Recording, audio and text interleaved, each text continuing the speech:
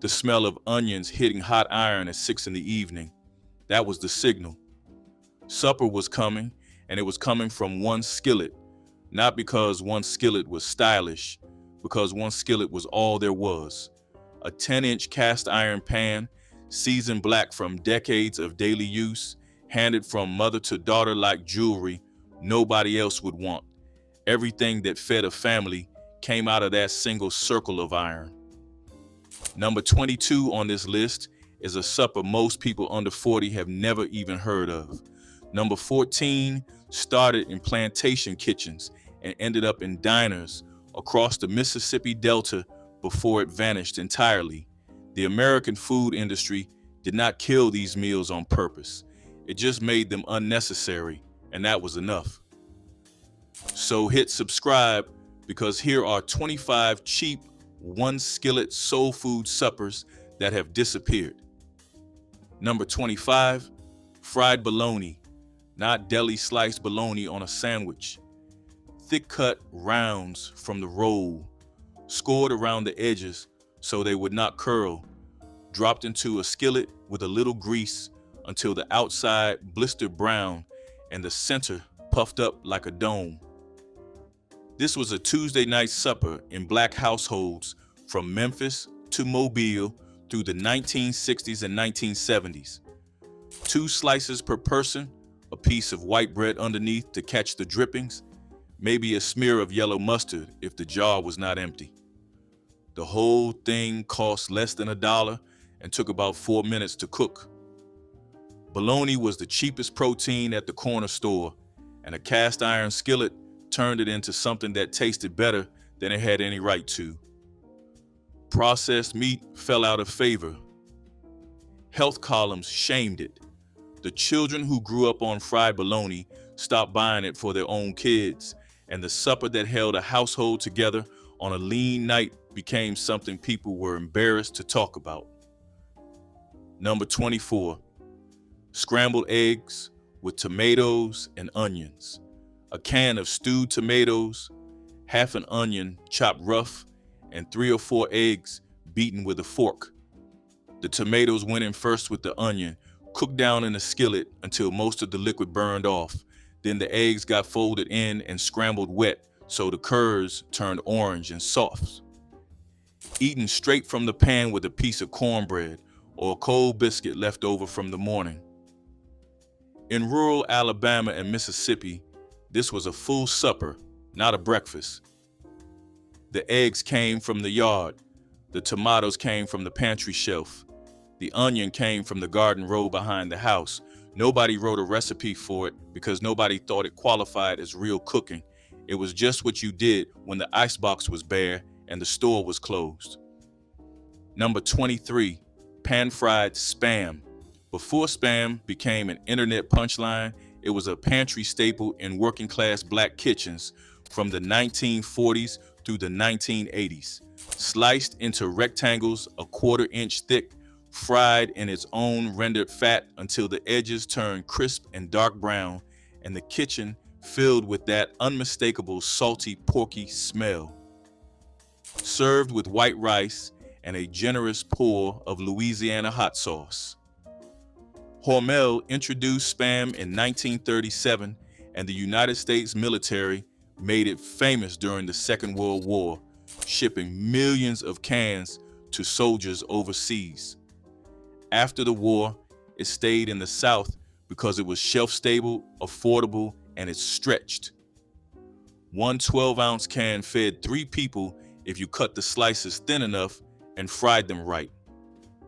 The moment fresh meat prices dropped and home refrigerators got bigger, Spam lost its reason to sit on the pantry shelf, and the skillet supper it anchored went with it. Number 22, brains and eggs. Pork brains scrambled with eggs in a cast iron skillet. This was common across the rural black South from Reconstruction through the 1970s. The brains came from the hog killing, soft and pale, soaked in salt water overnight, and then crumbled into beaten eggs the next morning or at supper time. The texture was creamy, almost custard-like, and the taste was mild enough that children ate it without knowing what it was. Most of them found out years later and wished they had not asked. The United States Department of Agriculture started issuing cholesterol warnings in the 1980s.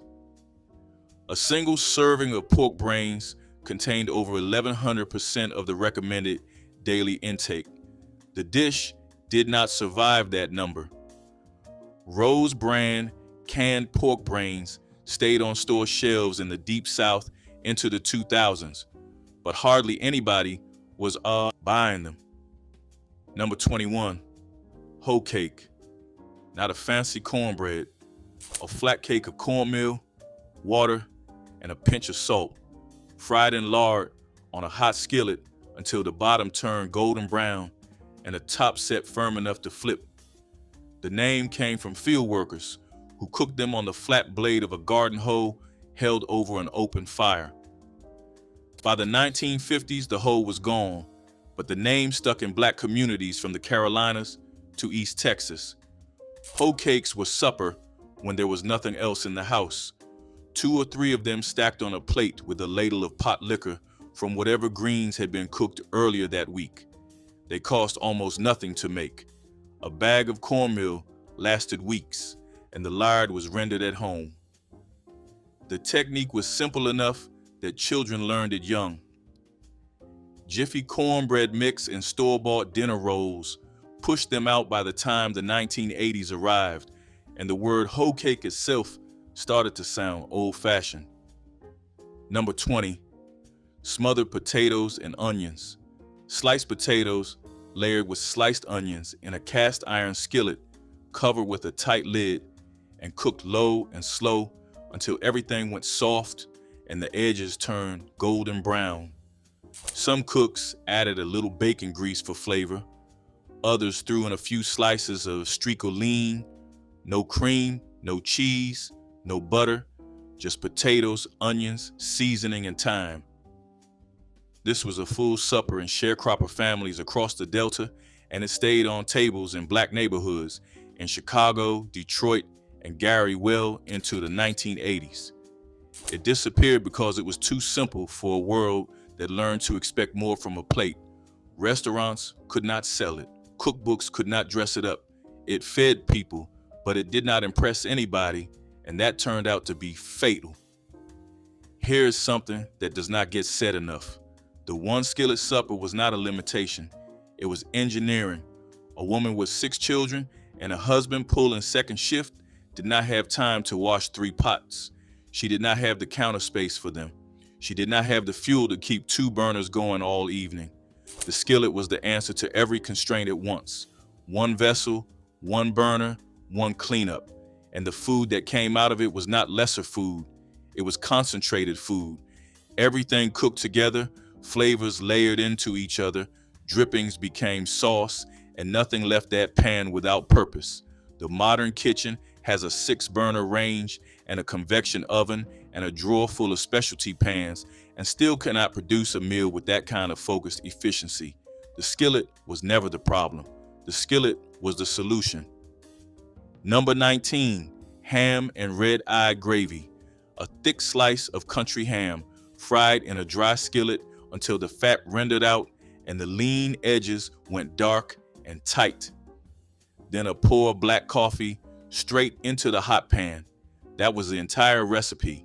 The coffee hit the ham drippings and the rendered grease and turned into a thin, bitter, deeply salty gravy, the color of a red clay road after rain. The name came from the way the fat pooled in the center of the pan and looked like a bloodshot eye staring up at the ceiling.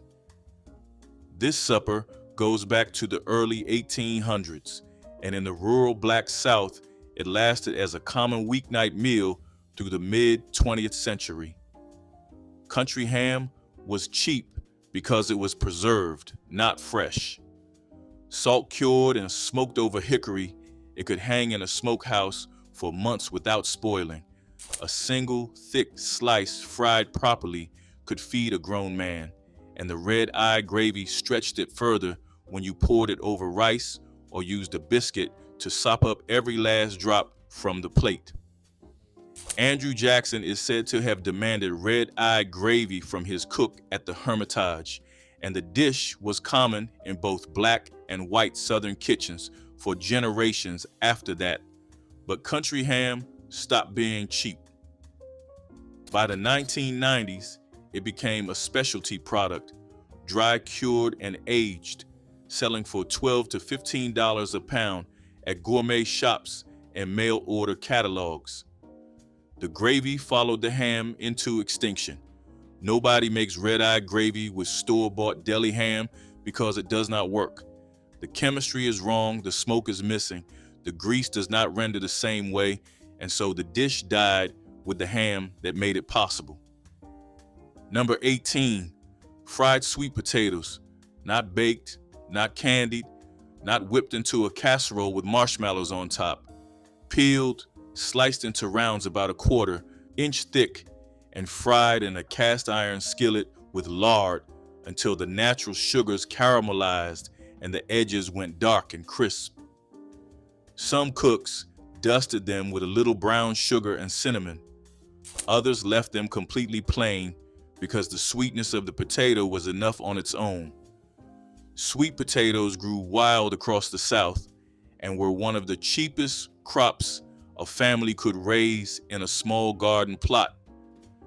As a skillet supper, they were filling, fast, and required nothing but the potato and the fat to cook it in. Canned sweet potatoes and frozen fries replaced them in the 1980s. The fresh ones still grow, but the idea of frying them plain in a skillet for supper has all but vanished. Number 17, fried canned corned beef. A can of corned beef turned out onto a cutting board, sliced thick, and fried in a skillet until the outside crisped and the salty inside stayed soft. Corned beef was a government commodity food distributed to low-income families throughout the 1950s and 1960s through the Surplus Food Program. In black households across the South and in great migration cities from Chicago to Philadelphia, it was fried crisp and served with white rice or pressed between two slices of white bread with mustard. The can cost pennies. The supper took 10 minutes from pantry to plate. When commodity food programs shifted away from canned goods and fresh meat programs took their place, the canned corned beef disappeared from pantries and the skillet supper it anchored went with it. Number 16, fried chicken feet, cleaned down to the bone, boiled until tender, then dredged in seasoned flour and fried in a skillet until the skin turned crisp and pulled tight. The meat was scarce, but the flavor was concentrated, and the gelatin in the joints made the whole thing slick and satisfying in a way that meatier cuts could not match. Chicken feet were free. When a family slaughtered a yard bird, the feet were the part nobody else wanted, and that made them available to the people who could not afford to be choosy. Children ate them like finger food, pulling the tiny bones apart with their teeth. Adults served them over rice with gravy made from the frying fat. Supermarket chickens today come without feet. The processing plants removed them on the line and shipped them overseas by the ton. The feet left black kitchens when they left the bird. Number 15, skillet cabbage and bacon. A head of green cabbage cut into thick wedges. A few slices of bacon fried first to render the grease, then the cabbage laid into the hot fat with salt, black pepper, and a splash of apple cider vinegar, covered and cooked on low heat until the cabbage wilted down soft and picked up the smoke from the bacon. This was a full supper, not a side dish, in households where a head of cabbage cost a quarter and bacon ends were sold cheap by the pound at the butcher counter. It was fast, it was filling, and the whole house smelled like it for hours after the plate was empty. Bagged salad kits and pre-cut microwave vegetables made this kind of from-scratch cooking feel unnecessary. Number 14, grits and grillades. Grillades are thin medallions of beef or pork pounded flat with the back of a heavy knife, browned hard in a skillet, then smothered in a dark roux-based gravy built with tomatoes, onions, celery, and bell pepper, served over a mound of slow-cooked stone-ground grits. The dish traces back to the Creole kitchens of New Orleans, where black women cooked for French and Spanish households in the 1700s and 1800s and turned the cheapest cuts of meat into the richest meals on the table. The word grillades comes from the French word griller, meaning to grill, but the dish was never grilled. It was always a skillet dish and always a poor cook's triumph. The cheapest cuts of meat worked best because the long smothering in that dark gravy broke down every tough fiber until the meat fell apart at the touch of a fork. Round steak, shoulder cuts, anything a butcher would practically give away. In black neighborhoods across Louisiana, the Mississippi Gulf Coast, and the port cities of Mobile and Biloxi, grillades and grits was a supper that could feed 8 people from 1 skillet and 1 pot of grits. The gravy was the secret, a dark roux stirred over steady heat until it turned the color of milk chocolate, then the tomatoes and the Holy Trinity built on top, then the brown meat laid back into braise until it surrendered. The whole thing took patience and knowledge and 1 good skillet. Creole restaurants in New Orleans today serve grillades at brunch for $20 a plate. The families who invented the dish cannot afford to eat it at those prices, and the knowledge it takes to build a proper roux, the instinct for how long to smother, the understanding of which cuts to ask for at the counter, that has thinned out with each passing generation. The grillades went from a Tuesday night supper to a Sunday occasion to a restaurant curiosity that tourists order without knowing its origins. The pattern is always the same. A dish starts at the bottom of the food chain. It gets invented by people who cannot afford anything else, and it works. It feeds. It holds a family together around a table on a Wednesday night when there is nothing in the house but determination and a cast iron pan. Then time passes, the cheap ingredients get expensive, the knowledge gets buried. The next generation moves to a city where nobody teaches them how to build a roux or render fatback or judge the heat of a skillet by holding a hand 3 inches above the iron. And somewhere between the old kitchen and the new apartment, the skillet gets pushed to the back of the cabinet and replaced by a microwave. Nobody decides to stop cooking these meals, they just stop knowing how. And once the knowing is gone, the food follows. Number 13, corn dodgers. Dense little cakes of cornmeal, salt and boiling water, shaped by hand into oblong lumps and fried in a skillet until the outside crust hardened into a shell and the inside stayed dense and heavy. Corn dodgers were older than the Republic. Enslaved people made them in the fields because the dough could be mixed without a bowl and cooked without an oven.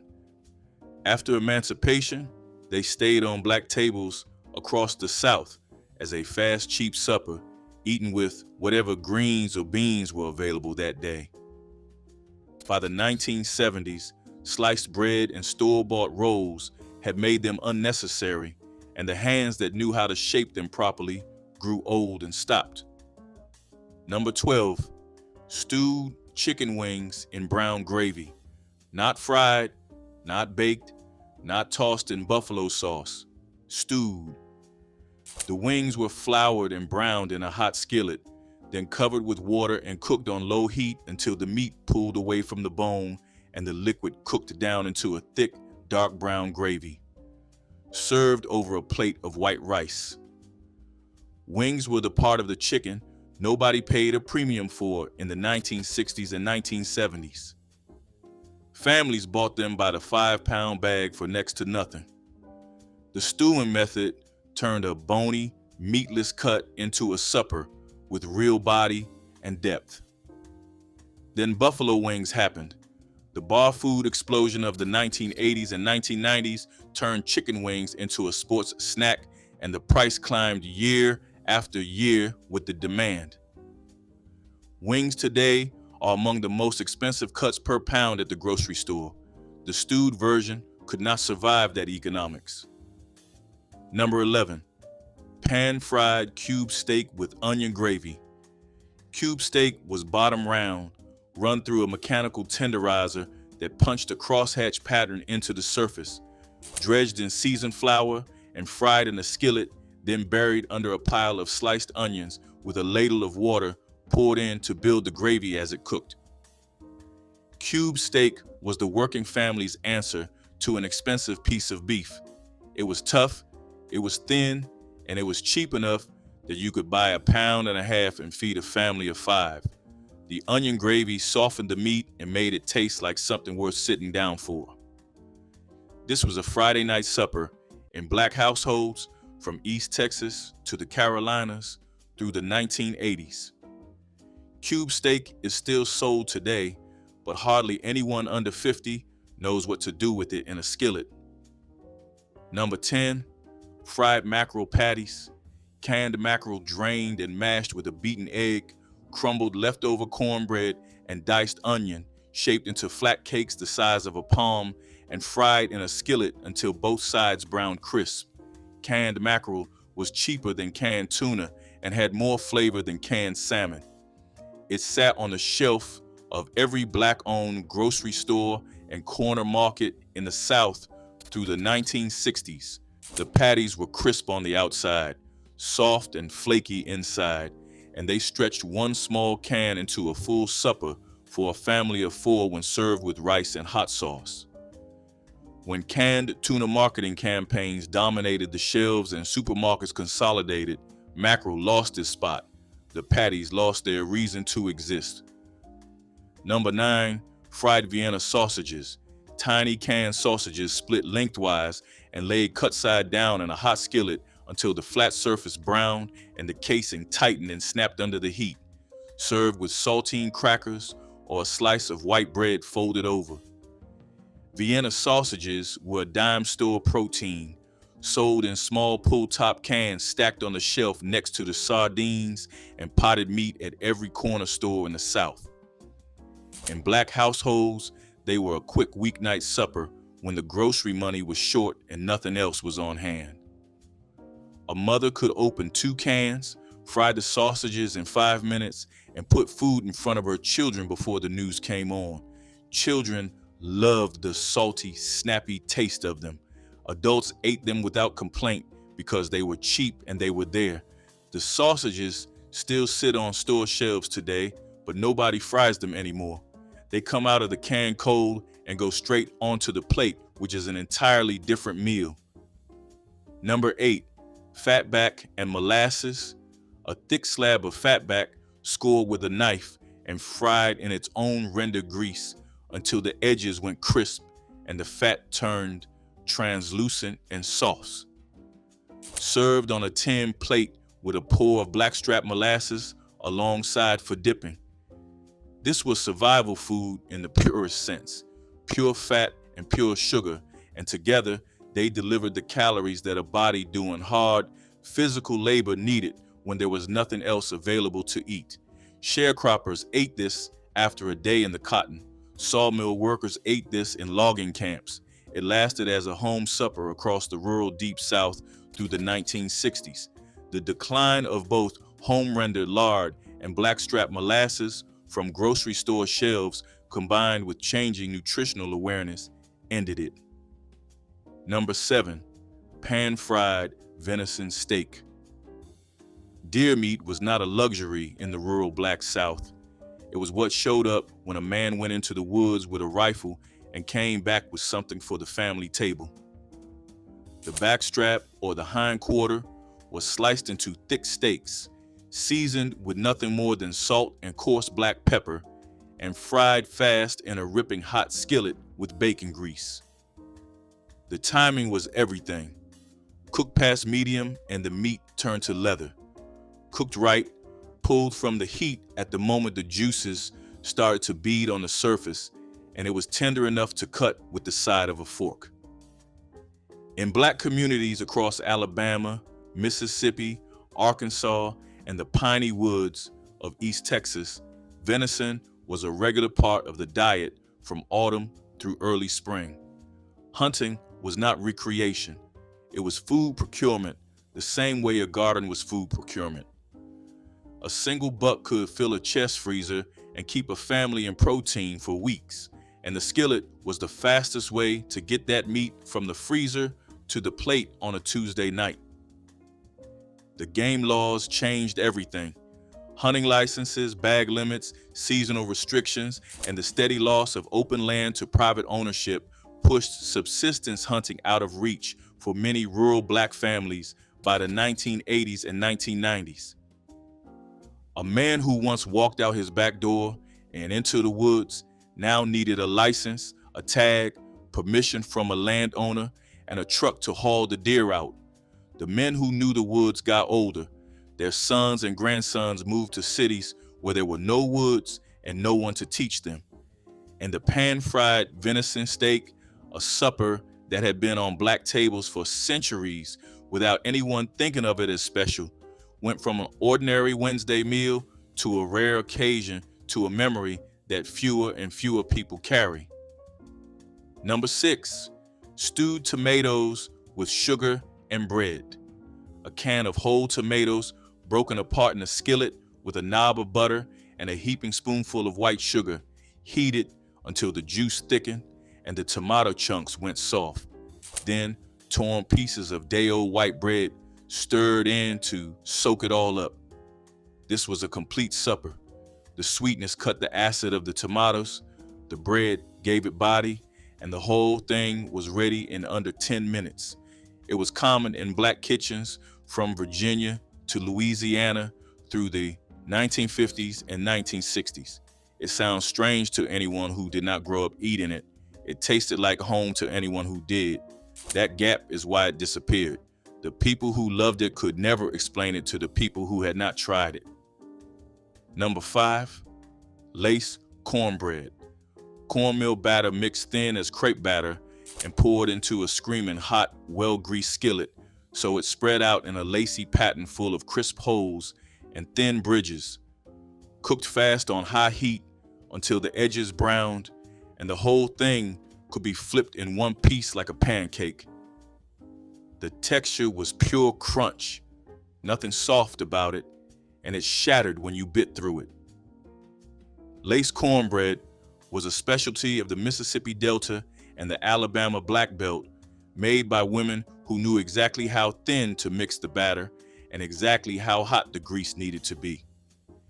It was supper alongside a bowl of field peas or a plate of greens. The technique required a practiced hand and a properly seasoned skillet. Neither one transferred easily to the next generation. Number 4, skillet rice and onions. Plain white rice cooked with diced onions in a cast iron skillet with a spoonful of bacon grease, stirred occasionally until the rice toasted slightly on the bottom and the onions went translucent and sweet. Sometimes a splash of soy sauce from a bottle that had been in the cabinet for years.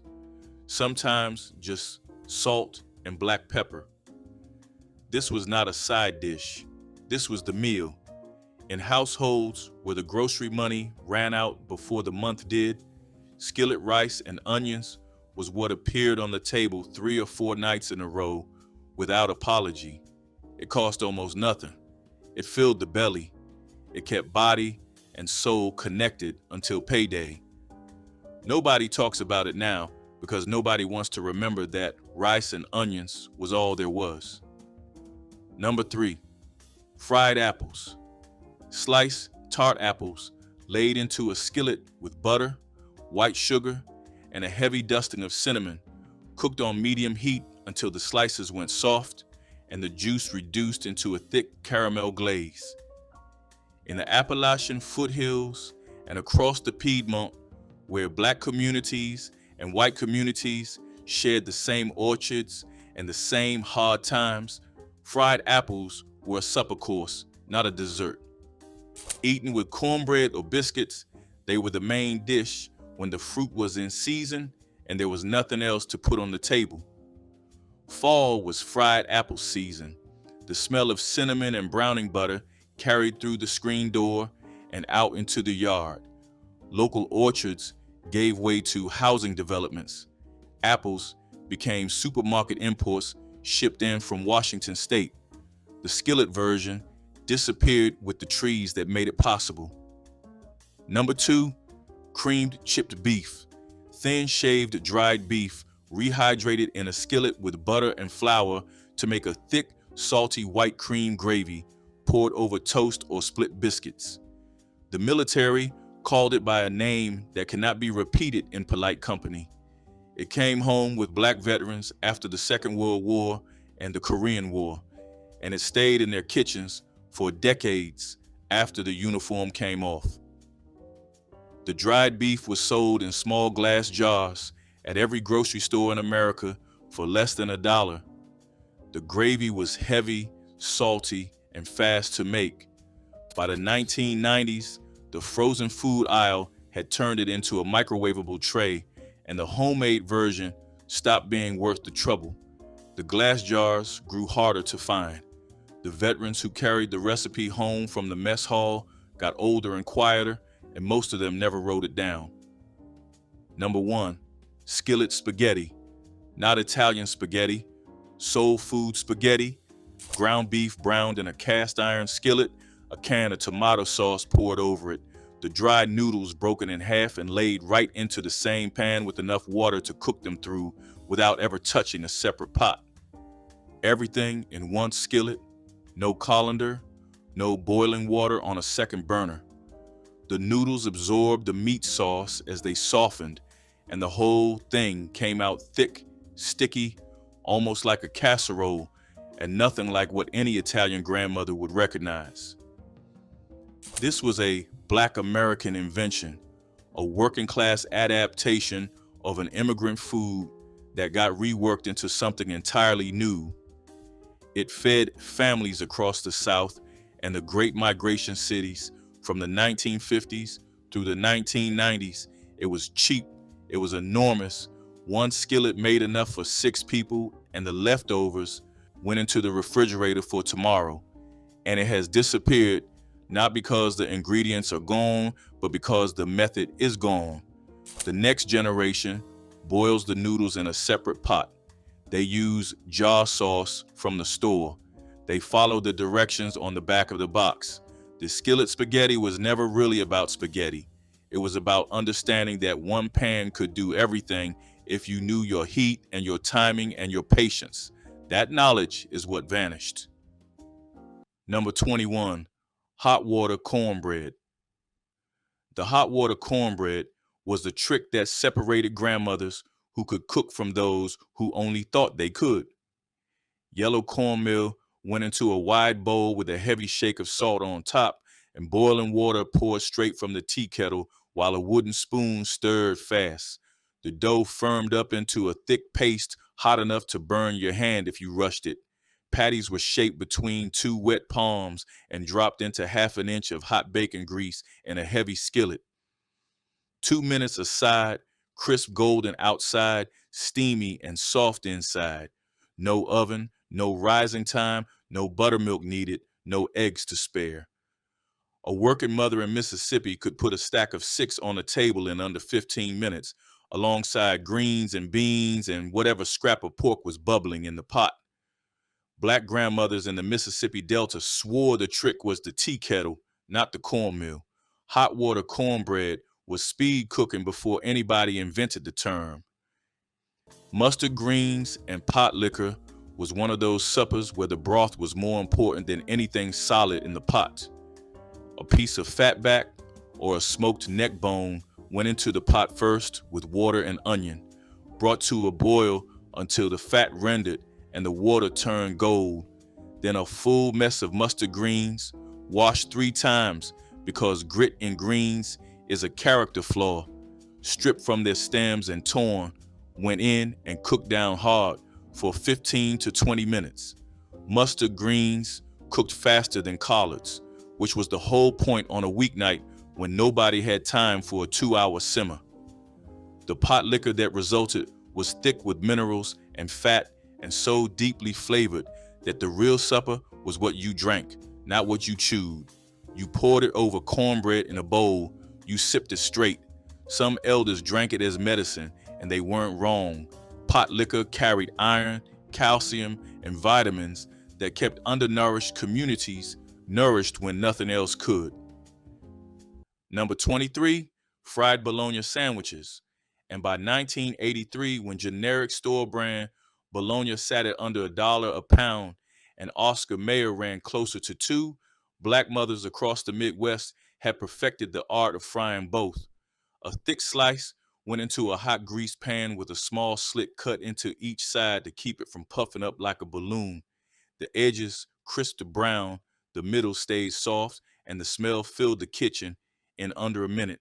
2 slices of cheap white bread, a smear of French's yellow mustard, a slice of American cheese if payday had hit, and a leaf of iceberg lettuce if you had it. This was the after-school plate for the latchkey kids of Detroit and Cleveland whose mothers worked second shift at the hospital or the post office. The sandwich was assembled in 3 minutes flat and eaten in front of cartoons at 4:30 in the afternoon. A small glass of Kool-Aid washed it down. Fried bologna was the snack that became supper when the paycheck was 3 days late. Chicken and rice with onion gravy was the dish that made a Tuesday feel like Sunday without asking anything extra of the week. Bone-in chicken thighs, browned in a cast iron skillet until the skin blistered, removed while thick sliced onions went into the drippings and cooked until they softened and went translucent and sweet. Then a splash of broth and a spoon of flour stirred in to thicken everything into gravy. The raw rice went in dry, stirred into the gravy so every grain turned tan. Then the chicken pieces laid back on top, a lid put on, and the whole thing left to steam over low heat for 15 minutes. What came out was rice saturated all the way through with chicken fat and onion gravy, the chicken fall apart tender and releasing whatever was left in the bone right into the pot. It was a Sunday caliber dish made on a Tuesday by a woman who understood that the technique was the recipe, not the clock. She is gone. The dish survives her, though it never tastes quite the same. Number 23, Brunswick stew. This was the meal that fed entire churches on a Sunday afternoon. The original came out of Virginia in the 1820s, and by the time it reached black communities across the Deep South, it had become something different, something better. A senior would take whatever meat was on sale, usually chicken thighs at 39 cents a pound, and drop them in a pot with canned tomatoes, corn, lima beans, potatoes, and a splash of vinegar. 2 hours of simmering and the chicken fell apart into a thick, smoky broth. One batch made enough for 4 days. A woman named Lucille Harper in Savannah, Georgia, made Brunswick stew every other week for 14 years after her husband died in 1969. She never measured a thing. She said your hands know what a pot needs if you've been cooking long enough. The truth is, it belonged to whoever needed a cheap meal that tasted like someone loved them. Number 24, pinto beans and ham hocks. Open the bag of dry pinto beans and you're looking at the cornerstone of the 1980s soul food pantry. A pound sold for 50 cents at the Piggly Wiggly, and a single smoked ham hock cost less than $1.50. Soak the beans overnight in a cold pot of water. The next morning, drain them, add the hock, cover with fresh water, and let it bubble all afternoon. The pork fat melted into the broth and turned plain beans into something that tasted like Sunday. Grandmothers in Birmingham and Memphis kept this pot going on the back burner from Monday through Wednesday, adding water as it cooked down. Served over rice with a slice of raw onion on the side, it fed 4 working adults for under $3. Church kitchens used the same trick for fellowship suppers. doubling the recipe in a stock pot the size of a car battery. Pinto beans were the workhorse of every black kitchen that survived the Reagan years. Stewed neck bones and potatoes asked for almost nothing in the way of ingredients and delivered everything in the way of flavor. Pork neck bones, the cut the butcher once practically gave away, seasoned with salt, pepper, garlic, and a pinch of cayenne, browned in a Dutch oven until the exposed meat took color, then covered with water and a diced onion and left to simmer for 30 minutes until the bones began releasing their collagen into the broth. Cubed potatoes went in the last 15 minutes, soaking up the pork-rich liquid until they turned soft and silky and tasted of nothing that grew in the ground and everything that came from the pot. What the bones left behind wasn't just broth, it was a gelatinous, deeply flavored liquid that thickened as it cooled, and the neck bones themselves gave up their meat at the touch of a fork, falling in threads so tender you forgot the cut had once been considered waste. Number 15, smothered okra and tomatoes. This was a summer meal in the South when okra was growing in every backyard garden and tomatoes were ripening on the vine faster than anyone could eat them. A senior would slice the okra, dice the tomatoes, and cook them down in a pot with onions, garlic, a little bacon grease, salt, and pepper. 45 minutes of slow cooking turned the okra silky and the tomatoes into a thick sauce. You ate it over rice, and it filled you up for less than a quarter. A woman named Mattie Lou Johnson in Greenwood, Mississippi, grew her own okra and tomatoes until she was 81. She canned what she couldn't eat fresh and made smothered okra all winter long from her own mason jars. When her garden got too much for her in 1979, her neighbor's grandson brought her okra every week and never asked for a penny. He said she had fed him when he was a boy. Number 22, sausage gravy over biscuits. Inside every black household kitchen in the South Carolina Lowcountry sat a tube of cheap breakfast sausage and a sleeve of canned biscuits from the dollar store cooler. The sausage went into a hot, heavy skillet first, broken up with the back of a wooden spoon, browned until the edges caught and the fat ran clear. 3 heaping spoons of flour were stirred into the drippings to make a quick roux. Then evaporated milk and water were added slow, whisked steady until the gravy thickened into a slow pouring river. The Pillsbury biscuits popped open from the can with a satisfying smack, baked off in 10 minutes, split with a knife while still steaming. Gravy ladled over the open biscuit until it ran off the plate onto the napkin. This breakfast carried black grandfathers to the steel mill at 5 in the morning and church mothers to choir rehearsal at 6 in the evening. The whole pan cost under $2 in 1986 and fed 4 hungry working people. Sausage gravy was Southern luxury at Southern black prices. Skillet pork and sweet potatoes was the kind of supper that turned 2 cheap ingredients into something that looked and tasted deliberate. Pork shoulder pieces or country-style ribs cut into chunks and browned in lard until the edges crisped, then sweet potatoes peeled and diced into the same skillet, cubed small so they'd cook fast, with a splash of water to steam everything through. A lid dropped on, and the heat kept at medium for 12 minutes until the potatoes were fork tender and had soaked up every bit of pork fat in the pan. The combination was older than the skillet itself. West African food traditions paired yams and pork centuries before the American South claimed the combination as its own, and the sweet potato, botanically distinct from the yam but occupying the same cultural space in black kitchens, brought natural sweetness that needed no sugar added. A little hot sauce on the side, maybe a wedge of cornbread if there was time.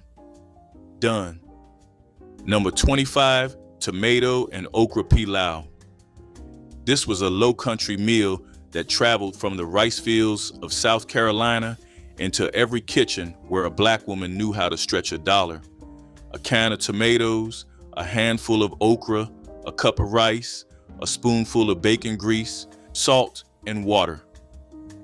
30 minutes later, you had a thick, savory pot that tasted like someone had been cooking all day. The bacon grease gave it a depth that had no right being in a meal that cost so little. In the 1960s, a retired domestic worker in Beaufort, South Carolina, named Viola Simmons, made this 3 nights a week on $6 a week for groceries.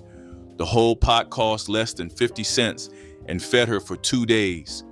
She told her pastor it was the only meal that made her kitchen smell the way her mother's house used to smell back when the family was still together. She wasn't trying to be a chef. She was trying to feel less alone. That was enough. Number 20, red beans and rice. Pour the dry red beans into a heavy pot Monday night, cover them in cold water, and soak them through until morning, and you had the foundation of Tuesday supper in every Louisiana black household. Tuesday was wash day, and red beans needed almost no watching while sheets and work shirts hung on the line out back. A smoked turkey neck, a cut-up yellow onion, 2 cloves of garlic, a bay leaf, a shake of Tony Chachere's, and fresh water to cover. The pot simmered low for 4 hours while everything else got done around the house. The beans broke down into their own thick gravy, served over hot white rice with a square of cornbread on the side and a splash of vinegar pepper sauce on top. It fed 5 working people for under $2.50 in 1984 dollars. Red beans were the Tuesday tradition that crossed state lines through the Great Migration. Number 22, butter bean succotash pot. Butter beans were the quiet backbone of black Southern cooking. They were cheap. They kept for months dried, and they turned creamy when you cooked them low and slow. A senior would soak a cup of dry butter beans overnight, then simmer them the next day with corn cut off the cob, a piece of salt pork, onions, and a little water. 2 hours later, the beans had broken down into a thick, starchy stew that did not need a single other dish beside it. In the 1950s, a bag of dry butter beans cost 15 cents and fed a person for a week. The salt pork was often left over from another meal already paid for. A retired seamstress in Natchez, Mississippi, ate butterbean succotash 4 nights a week for 7 years. She grew the beans herself in a garden behind her house until her knees gave out in 1978. After that, she bought them dried from the corner store and never complained about the difference. The meal didn't change. Her body did. The pot didn't care. Number 19, liver and onions. By 1984, beef liver was selling for under $1 a pound at most black neighborhood grocery stores in cities like Cleveland and Baltimore, the cheapest cut sitting on the meat case. 2 large yellow onions were sliced thin and cooked low and slow in bacon grease until they turned the color of weak coffee and the kitchen filled with the sweet caramel smell. The liver was patted dry with paper towels, dusted in seasoned flour, heavy with black pepper, and dropped in the same skillet 3 minutes aside, no longer than that. Overcooking turned it to shoe leather, and every black grandmother had a daughter she had trained out of that mistake the hard way. Served with mashed potatoes and a tall glass of cold buttermilk, it was the iron-rich meal that doctors kept telling black families with anemia to eat more often. Liver and onions was medicine that tasted like supper. Sardines and hot rice was the supper that fed a family when the week had nothing left. A flat tin of sardines in tomato sauce, not oil, always tomato sauce, because the sauce was part of the dish, stirred directly into just cooked white rice with diced onion and a shake of hot sauce, Heated 3 minutes until the fish broke apart into the grains. Done before the rice cooled. Canned sardines cost almost nothing, required no refrigeration, and delivered more protein per penny than nearly any other item on the grocery shelf, which is exactly why this Great Depression staple followed Black families north through the Great Migration without losing a step. Some households added a sliced hard-boiled egg on top. She added pepper and a prayer of thanks and called it ready. The kids ate every grain. Number 17, ham bone and navy bean soup. Nothing went to waste in a household that understood hunger. When the ham was eaten down to the bone itself became the next 3 meals. A senior would drop that bone into a pot with a bag of dried navy beans soaked overnight, an onion, a couple of carrots, and enough water to cover everything by 2 inches. 3 hours of simmering and the beans turned creamy and the broth pulled every last bit of smoky flavor from that bone. A 1-pound bag of navy beans cost 59 cents in 1978 and fed a person for nearly a week. The ham bone was free, already paid for with Sunday dinner. This was arithmetic. This was survival, taught by mothers who never had the luxury of wasting a single thing. A retired Pullman porter in Chicago made this every winter from 1971 to 1983. He had moved north during the Great Migration and brought his mother's recipe from Alabama. Number 25, smothered neck bones. The neck bone was the cheapest pork on the meat counter in 1982, and Black grandmothers knew it better than the butcher behind the case did. A pound went for under $1 in most southern grocery stores, and one 3-pound package fed a household of 6 on a Sunday if you stretched it right. The bones went into a heavy pot with chopped onion, garlic powder, a splash of cider vinegar, a bay leaf, and water enough to cover by an inch. 2 hours of low simmering pulled the marrow into the gravy, and the meat slid off the bone with the gentle pull of a fork. Working mothers in Detroit and Atlanta put this pot on before church on Sunday morning and came home at noon to dinner already made and waiting. A scoop of long-grain white rice underneath caught the gravy, and a slice of soft white bread mopped the plate clean at the end. The neck bone was poor man's meat with rich man's flavor. There was a kind of supper that didn't announce itself. No single dish you could point to, just 2 things cooking side by side that together made a meal. Hot water cornbread, rounds pressed by hand from cornmeal, salt and boiling water, laid into a cast iron skillet in a slick of hot grease and fried until they developed a crust you could tap with your finger. On the other eye of the stove, a pot of field peas with a smoked ham hock, cooked until the peas went soft and the broth turned silky. Together they were supper. The cornbread was for sopping. The field peas were for filling. She made it without measuring the cornmeal or timing the peas, because the hands knew the proportions and the eyes knew when the peas were done. The last time that supper appeared on this earth with all its authority was the last time those hands were in that kitchen. Number 24, tripe and hominy stew. Most people today wouldn't touch tripe, but for Black seniors who grew up in the rural South, tripe was a gift. A pound of honeycomb tripe cost 29 cents in 1972. A can of hominy cost a dime. You cleaned the tripe, cut it into strips, and simmered it with the hominy, onions, garlic, a bay leaf, and water. 4 hours turned the tripe tender and rich. The hominy swelled into a stew that stuck to your bones and didn't ask for anything else beside it. A retired hog farmer outside Macon, Georgia, ate this every Saturday for 9 years after his wife passed. He made it the way she taught him. He said the smell of it simmering was the closest thing he had to her being in the room. Nobody wrote it in a cookbook.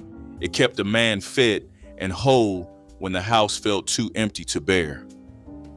Number 18, salmon croquettes. But salmon was canned, not fresh, and that was the whole point of the recipe.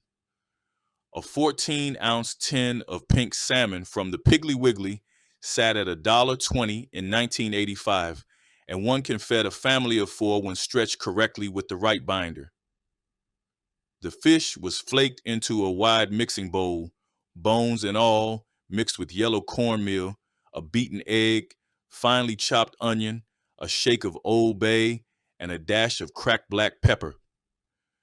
The bones were soft enough to mash with a fork and added a quiet dose of calcium that nobody talked about, but every grandmother knew about. Patties were shaped by hand, flattened to the thickness of a deck of cards, fried in hot oil until the crust turned mahogany brown, served with grits and grape jelly in the morning or rice and brown gravy in the evening.